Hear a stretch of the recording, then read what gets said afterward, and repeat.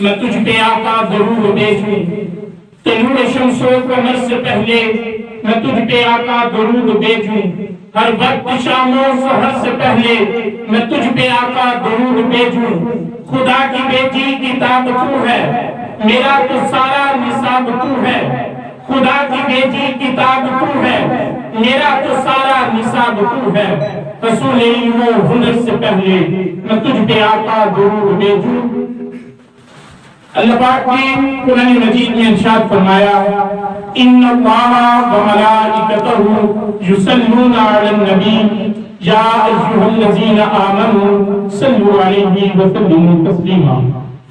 اے ایمان والو، میں اور میرے فرشتے، اللہ تعالیٰ ارشاد فرما رہا ہے کہ میں اور میرے فرشتے نبی مکرم صلی اللہ علیہ وسلم پر صلاۃ پڑھتے ہیں، درود بھیجتے ہیں۔ اس لیے اے ایمان والو، تم بھی نبی مکرم صلی اللہ علیہ وسلم پر درود اور سلام بھیجو۔ نبی مکرم صلی اللہ علیہ وسلم ان 4 انبیاء میں سے ہیں جن پر اللہ پاک نے کتابیں نازل فرمائی۔ موسیٰ علیہ السلام پر تورات، داؤد علیہ السلام پر زبور اور عیسیٰ علیہ السلام پر انجیل، اور نبی آخر الزمان حضرت محمد مصطفیٰ صلی اللہ علیہ وسلم پر قرآن مجید۔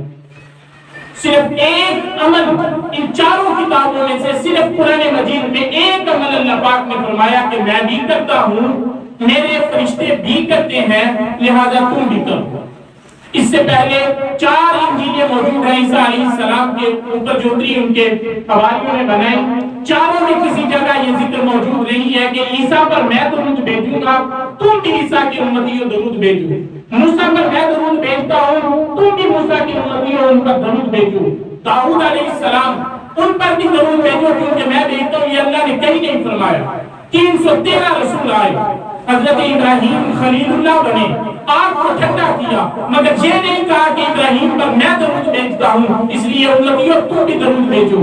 عیسیٰ علیہ السلام نے باپ کی رضا میں اپنے گردن تک کٹوانے کے لیے لیٹ گئے، لیکن یہ نہیں فرمایا کہ اسماعیل پر میں درود بھیجتا ہوں لہذا تم بھی درود بھیجو۔ نوح علیہ السلام کا بلبلہ جوش تبلیغ بنا تھا، بڑی دیر تک تبلیغ کرتے رہے، لیکن اللہ نے یہ نہیں فرمایا کہ نوح پر میں درود بھیج رہا ہوں لہذا نوح کی امتیوں تم بھی ان پر درود بھیجو۔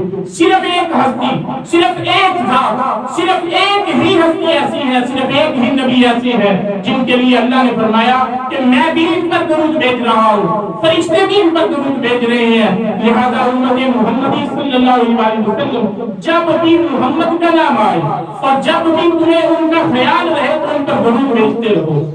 یہ بھی نبی صلی اللہ علیہ وسلم کی شان بات ہے۔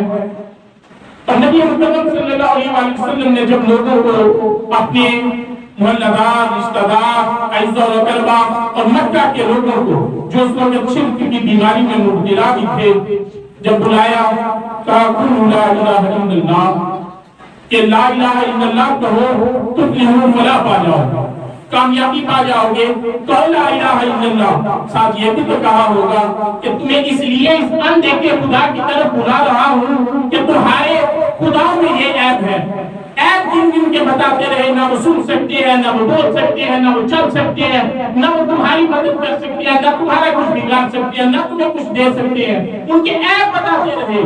آپ نبی کریم صلی اللہ علیہ وسلم کے اس دور کو اسٹڈی کر کے دیکھیں، کسی عربی کا یہ چیلنج موجود نہیں ہے کہ اے نبی آپ نے ہمارے خداؤں میں اتنے عیب نکال دیے، ہم بھی بڑی آن والے ہیں، ہم بھی بڑے گھمنڈی ہیں، ہم تو وہ ہیں جس کے ایک اونٹ کا ایک تھن اگر کسی کے تیر نے چھید دیا تو ہم 40 سال لڑتے رہتے ہیں، ہم تو پینے پلانے پر لڑنے والے لوگ ہیں، اور آپ ہمارے خداؤں میں عیب نکال رہے ہیں۔ اے محمد لاؤ اپنا خدا صلی اللہ علیہ وسلم، ہم بھی 2-4 عیب تو اس میں نکال سکتے ہیں۔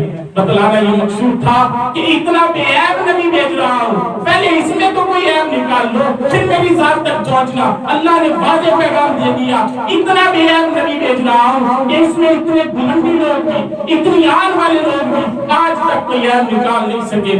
وہ بھی مانتے تھے کہ یا رسول اللہ آپ سچے ہیں، آپ ہمیشہ سچ بولنے والے ہیں، آپ ہی ہمیشہ حق پر ہیں، جاننے کے باوجود بھی وہ اگر ایمان نہیں لائے جو ان کی اپنی قسمت تھی۔ اور ہمارا مقدر دیکھیں کہ بھی دیکھے بھی جب گود میں ماں کی اپنی گود میں بھی لیٹتے تھے تب بھی لا الہ الا اللہ محمد رسول اللہ کی لوریاں سنا کرتے تھے. یہ مقدر کی بات ہے. نبی اکرم صلی اللہ علیہ وسلم کی قریب اور آپ کی حمد و ثنا اور آپ کی نعت کے لیے دعوت دے رہا ہوں. حافظ محمد شاہد یوسف مصطفی صاحب سنبیان میں مشہور نام آپ کو دعوت دے رہے ہیں. ان کی آمد سے قبل نعرہ کا جواب دیں. نعرہ تکبیر.